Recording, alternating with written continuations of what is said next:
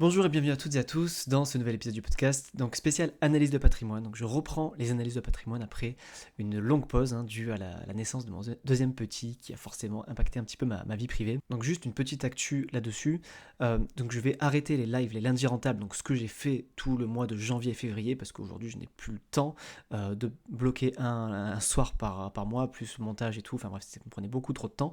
Donc du coup, pour couper un peu la poire en deux, garder ce deuxième épisode de podcast par semaine et maintenir ce concept d'analyse patrimoniale qui a priori vous plaît beaucoup, ce que je fais maintenant, c'est que je reçois en fait spontanément de mes abonnés des analyses de patrimoine. Je leur envoie un Excel où ils m'envoient leur Finari pour que j'ai moi les infos. Généralement, on se passe un coup de fil de 5-10 minutes, on échange par mail pour juste cadrer les choses que je dois dire et pas dire. Et moi, sur cette base-là, je fais l'analyse de patrimoine en solo, parce que forcément, ça me prend moins de temps que de devoir bloquer un lundi soir, plus le montage qui suit.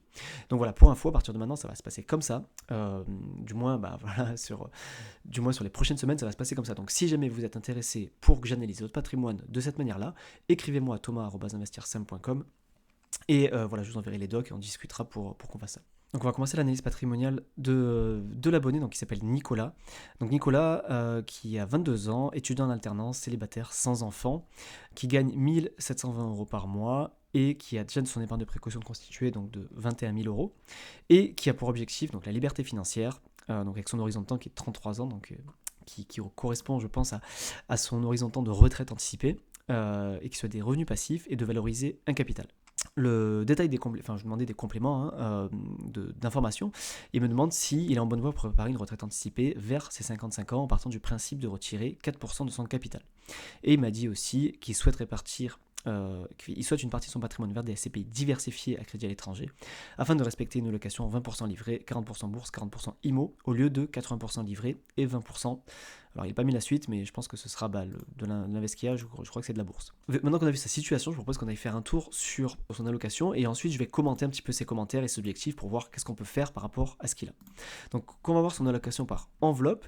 Donc voilà, on voit qu'il a donc son épargne de précaution de 21 000 euros, qu'il a mis sur un livret jeune, ce qui me paraît une très très bonne idée, parce que forcément pour l'épargne de précaution c'est à recommander. Alors c'est une très bonne idée, mais je mets un petit bémol déjà, c'est que je vois qu'il gagne 1700 euros par mois, qu'il n'est pas marié, pas d'enfant.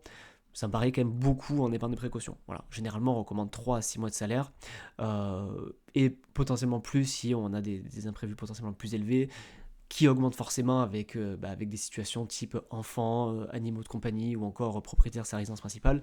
Là, pour le coup, ça n'a pas l'air d'être le cas, donc ça me paraît quand même beaucoup en épargne de précaution. Donc je pense qu'il pourrait réduire un petit peu son épargne de précaution en fonction de son salaire, vu que là il gagne près de 1700 euros par mois, donc ça doit être à peu près ça ses dépenses, et même un peu moins vu qu'il a de la capacité d'épargne. Et je pense qu'il y a un petit peu moins, donc je pense que voilà, de 3 à 6 mois de salaire, donc on va dire de 6 000 à 12 000 euros en épargne de précaution, je pense que ce serait largement suffisant, parce qu'il ne faut pas oublier que ce qui est sur nos livrets nous fait perdre de l'argent à cause de l'inflation, enfin nous fait perdre en pouvoir d'achat, donc c'est vraiment que pour l'épargne de précaution, pour les imprévus ou pour les projets très très court terme, mais voilà, ça n'a pas être vu comme un placement, quoi.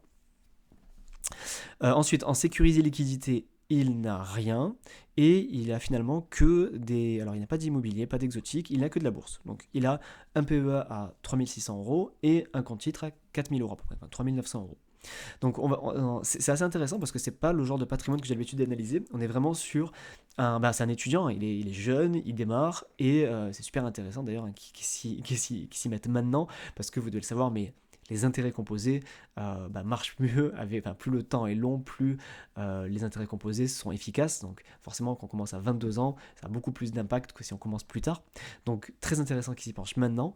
Et voilà, et c'est intéressant parce qu'on va analyser finalement un patrimoine assez simple, ça va aller assez vite, mais on va pouvoir voir déjà comment il peut assembler ces briques-là, même quand il démarre. Donc voilà, si on passe sur l'allocation patrimoniale globale, on voit qu'il n'a finalement que de la bourse, il a une allocation 100% bourse dans son patrimoine, avec bien sûr son épargne de précaution, mais qui est un peu trop constituée, donc selon moi il pourrait du coup piocher un peu de son épargne de précaution pour justement aller se diversifier un peu, et voilà, équilibrer un peu, parce que là il est 100% en bourse, donc même si on est sur des petits montants et le démarrage c'est pas très très grave, mais selon moi, ce qui pourrait être fait et intéressant de faire, c'est de prendre peut-être la moitié de son épargne de précaution actuelle, qui est un peu trop élevée, pour aller la mettre ailleurs. Donc du coup, on va aller regarder comment est constituée son allocation en bourse. Et on voit quoi ? On voit qu'il a 4 ETF. Donc il a le BNP S&P 500, là un Eurostoxx 600 et un ETF pays émergent asiatique. Donc sur le PEA, alors je le suppose que le PEA parce que je sais que ces trois ETF sont éligibles au PEA, donc je suppose qu'il les a mis sur le PEA. Et les montants correspondent hein, avec ce qu'il a mis tout à l'heure. Et il a après un ETF MSCI World Quality à hauteur de 4000 euros, qui est donc du coup, je le déduis aussi, il n'a pas écrit, mais je le déduis qu'il est sur le compte titre parce que ça correspond à ce qu'il a écrit tout à l'heure. Et de toute façon, les ETF monde qualité, donc des smart beta, ne sont pas éligibles au PEA, donc c'est forcément sur un compte titre.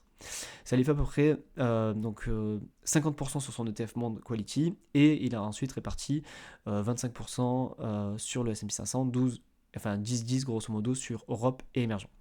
Donc je trouve que c'est une très bonne répartition. Alors pour le coup là j'ai pas forcément de remarques ou d'optimisation à faire, je vois pas forcément de doublons, je vois qu'il a bien mis ses ETF éligibles au PEA en priorité sur le PEA, donc les ETF indiciels principaux US, Europe émergent sur le PEA, donc honnêtement là je vois pas forcément de... Enfin je trouve que sa stratégie est super bonne, je pense qu'il a, je crois de mémoire qu'il avait pris la formation ETF Fondation, donc forcément ça a peut-être dû aussi lui donner quelques idées des portefeuilles que je suggère et que je donne en exemple, mais voilà je trouve que c'est bien parce qu'il n'y a pas de doublon, c'est bien réparti, avec une exposition un peu plus importante aux US, ce qui me paraît pertinent parce que voilà, c'est les US qui tirent le marché quand même depuis pas mal de décennies, donc je pense que c'est quand même intéressant de pouvoir s'y exposer un peu plus. Et d'avoir complété après avec un ETF Smart Beta World Quality qui me paraît aussi très bien parce que pour le coup voilà avec l'ETF Momentum, c'est les deux ETF Smart Beta qui ont surperformé en tout cas les 10 dernières années. Est-ce que ça continuera à l'avenir? Je n'en sais rien, mais en tout cas voilà, ça me paraît être un choix plutôt intéressant d'avoir choisi un ETF Monde Qualité sur un compte titre parce que du coup il profite du compte titre pour mettre du smart beta, donc pour essayer de surperformer un petit peu, tout en étant ultra diversifié grâce au fait que ce soit un ETF monde.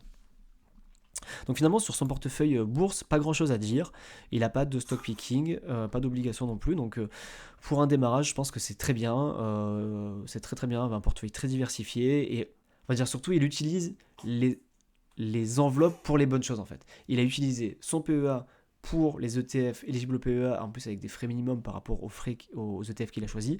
Il utilise le compte titre sans faire forcément un gros doublon et pour utiliser un ETF qui n'est pas dispo sur le PEA. Donc voilà, je trouve que c'est pertinent. Mais du coup, on va regarder un petit peu, on va revenir un peu sur sa situation perso et voir par rapport à là où il veut aller, qu'est-ce qui peut être mis en place aujourd'hui ou qu'est-ce qu'il pourrait optimiser.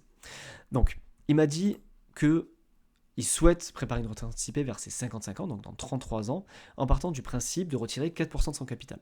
Alors, je pense que s'il me dit ça, c'est que je pense qu'il sous-entend qu'il parle de la règle des 4%.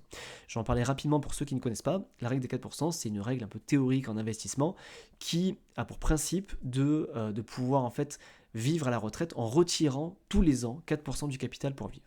Par exemple, si vous avez 1 million d'euros de patrimoine net, vous allez retirer 4% de ces 1 million tous les ans pour pouvoir vivre. Parce qu'on part du principe que faire une performance globale du patrimoine à 4%, ce n'est pas si compliqué, enfin c'est assez facilement réalisable, avec un risque vraiment maîtrisé. Donc, c'est pour ça qu'on parle de cette règle des 4%. Et le principe du coup est de retirer une partie du capital. Donc ça veut dire que tous les ans, on a donc ces 4% d'un million, ce qui fait que ça fait à peu près 40 000 euros qui vont être retirés, et du coup ça fait un peu plus de 3 000 euros par mois. Alors, bien sûr, je pars hors fiscalité, parce que la fiscalité c'est un sujet qui est propre à chacun, donc c'est brut de fiscalité bien sûr. Et du coup, le concept, il est là. C'est que on va retirer, que ça monte ou que ça baisse. Et moi, je vous cache pas que je suis pas très très fan de cette règle. Enfin, du moins, le concept de retirer, d'avoir une rente de 4%, je trouve ça très intelligent et c'est très très bien pour être libre financièrement. Mais moi, c'est le concept de consommer le capital qui me dérange. Parce que dans cette règle de 4%, on part du principe que par exemple la bourse fait 8 à 10% par an et qu'on va retirer 4%, ce qui fait qu'on va retirer une partie des gains mais l'autre partie va continuer à croître. Alors ça c'est vraiment que si on fait de la bourse, parce que si on fait un peu d'IMO, un peu d'autres actifs, le global ce ne sera peut-être pas ça. Mais moi ce qui me dérange en fait c'est qu'on consomme du capital. Et ça marche bien dans les marchés haussiers. Un marché haussier c'est génial parce que du coup si je sais pas la bourse fait bien 8% par an, très bien on consomme 4% et notre capital continue de croître. Par contre, un marché baissier, si on a un marché baissier un peu plus durable, ça marche un petit peu moins bien parce que finalement, on se retrouve à consommer notre capital tout en actant des moins-values. Donc c'est-à-dire on consomme notre capital, donc c'est-à-dire après, on va devoir continuer à récupérer ces 4% par an pour vivre tout en récupérant les pertes. Donc moi pour cette raison-là, je suis pas très fan de ça. Parce que quand tout va bien en marché haussier, oui, ça marche bien, on retire notre rente et puis on peut faire croître notre capital. Mais si on est en marché baissier, on consomme notre capital et on acte des pertes. Et ça me paraît pas pertinent pour cette raison-là. Donc moi, pour la règle des 4%, je préfère l'utiliser, je préfère la conseiller sous forme de rente. C'est-à-dire que l'idée, c'est de prendre des actifs qui sont peut-être qui vont moins se valoriser dans le temps, type SCPI, type action à dividende, mais qui vont vous verser une rente quasi sûre de 4%. Et comme ça, vous ne consommez pas le capital. Vous pouvez avoir votre capital qui est intact, qui peut croître et qui devrait croître sur le long terme, qui historiquement croît, parce que même si c'est des actions à dividende qui sont matures, ça n'a pas la performance des actions de croissance, mais ça peut quand même croître. Pareil pour les CPI, sur le long terme c'est de l'immobilier, donc ça peut croître. Donc je suis plus fan d'utiliser la règle des 4% de cette façon-là, c'est-à-dire en ne consommant pas le capital et en utilisant vraiment les rentes issues du capital. Donc viser un rendement net de 4% sur vos actifs. Donc j'ai donné SCPI pour l'IMO, action à dividende pour la bourse, parce que c'est les deux plus connus, mais vous pouvez aussi faire ça de la même manière avec l'immobilier physique. Vous pouvez même faire ça avec de la crypto-monnaie sur du stacking, si vous êtes un peu plus, un profil un peu plus risqué, vous connaissez le milieu. Mais bref, après il y a plein d'autres types d'actifs bien sûr, mais voilà. Donc déjà moi sur cette base-là, je voulais juste déjà récapituler, vous donner un petit peu mon point de vue sur cette règle, parce que voilà, c'est important aussi d'en parler, de comprendre comment ça marche. Ensuite, il me dit, je souhaite répartir une partie de mon patrimoine vers des CPI diversifiés à crédit à l'étranger, afin de respecter une allocation 20% libré, 40% bourse, 40% IMO, au lieu de 80% libré et 20% bourse. Alors du coup maintenant je peux deviner que c'est bourse parce qu'on a vu. Effectivement, je pense que là aujourd'hui c'est intéressant de rajouter de l'IMO dans ton patrimoine, et notamment soit par tes versements mensuels issus de ton salaire, soit si tu as une entrée de liquidité, ou soit même en utilisant ton épargne de précaution, qui je l'ai dit tout à l'heure est selon moi un peu élevé par rapport à ta situation, et d'aller le diriger vers l'IMO, parce que c'est quand même la deuxième classe d'actifs vraiment importante qui te manque dans ton patrimoine, avant d'aller voir de l'exotique. Donc voilà, et après pour ça, c'est au choix. Tu as soit l'immobilier physique, soit la SCPI. Immobilier physique, je pense que c'est la meilleure solution si tu as le temps, l'énergie, la capacité d'endettement pour le faire, parce que c'est ça qui te fera arriver beaucoup plus vite à la liberté financière, parce que tu feras de l'effet de levier, parce que tu pourras créer de la valeur, tu pourras faire des opérations potentiellement rentables à cash flow positif. Enfin bref, tu as tout un tas de façons de faire de l'immobilier très rentable que tu peux moins faire avec les CPI, que tu as moins de marge de manœuvre, en tout cas avec les CPI. Mais voilà, en contrepartie, ça va te demander du temps, de l'énergie et un peu plus de risques. Si tu respectes tous ces critères, je t'invite fortement à creuser le sujet de l'IMO physique. Sinon, si tu es plutôt dans une démarche passive, tu n'as pas forcément envie de prendre de temps, tout ça, la SCPI c'est très très bien parce que tu seras exposé à l'IMO, diversifié avec très peu d'argent facilement. Tu peux aussi faire du levier, tu peux aussi faire du crédit. Alors ça demandera un effort d'épargne, clairement. Tu ne pourras pas faire du cash flow positif ou de l'autofinancement avec les CPI. Il faudra du coup un effort d'épargne. Donc ça peut être une partie de ton épargne mensuelle qui est consacrée au remboursement de ton crédit, en complément bien sûr des loyers. Donc pourquoi pas les CPI. Les CPI diversifiés, oui. Moi je serais d'avis déjà, si tu commences à faire des CPI, de construire un portefeuille de CPI diversifié. Prendre des CPI diversifiés c'est bien, mais non, ne pas en prendre qu'une seule. Moi j'aime bien en prendre au moins 3. Après, à crédit, très bien. À l'étranger, très bien aussi, parce que ça réduit ta fiscalité. Mais je vois que tu es en TMI 0%. Donc en réalité, est-ce que ça vaut vraiment le coup d'optimiser fiscalement dans la mesure où tu ne payes déjà pas d'impôts? Voilà, c'est à vérifier, à calculer, mais on va dire le besoin d'être un SCPI à l'étranger me paraît moins pertinent que c'était en TMI 30 par exemple. Donc voilà pour cette petite analyse patrimoniale qui était rapide. Alors je vais terminer rapidement aussi sur ses objectifs. Il a dit qu'il souhaitait la liberté financière, les revenus passifs et valoriser un capital. Donc voilà, forcément là, en réalité avec tout ce que je t'ai dit, tu peux arriver aux 3 objectifs. La liberté financière, tu peux y arriver en 30 ans, en prenant ton temps, avec des investissements mensuels, avec tout simplement une stratégie bourse et CPI, tu peux largement y arriver, parce qu'en 30 ans c'est suffisamment long pour y arriver. Si tu veux accélérer, clairement, je te conseille l'IMO physique, parce que comme je te l'ai dit, c'est ça qui te permettra d'aller plus vite, mais c'est en contrepartie de temps à y accorder. Pour les revenus passifs, IMO physique, action en dividende ou SCPI. Ce sera les trois choses qui marchent le mieux selon moi. Et pour valoriser un capital, avec la bourse, je pense que c'est la meilleure façon de faire. Même si tu peux le faire avec tous les autres actifs, mais avec une stratégie ETF, je pense que selon moi une des meilleures façons d'atteindre cet objectif-là.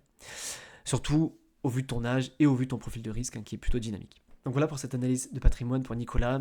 J'espère que ça vous a plu. Alors c'est vrai que c'est un cas particulier, c'est un étudiant qui démarre, mais je pense que ça peut être intéressant. Je pense que on n'a pas tous 30, 40, 50 ans avec déjà du patrimoine. Ça peut aussi inspirer des gens qui démarrent même plus tard à 30, 40, 50 ans et qui partent vraiment de zéro et voir comment on pourrait démarrer finalement la construction d'un patrimoine. Donc voilà, j'espère que cet épisode pu vous inspirer, que vous avez pu vous identifier.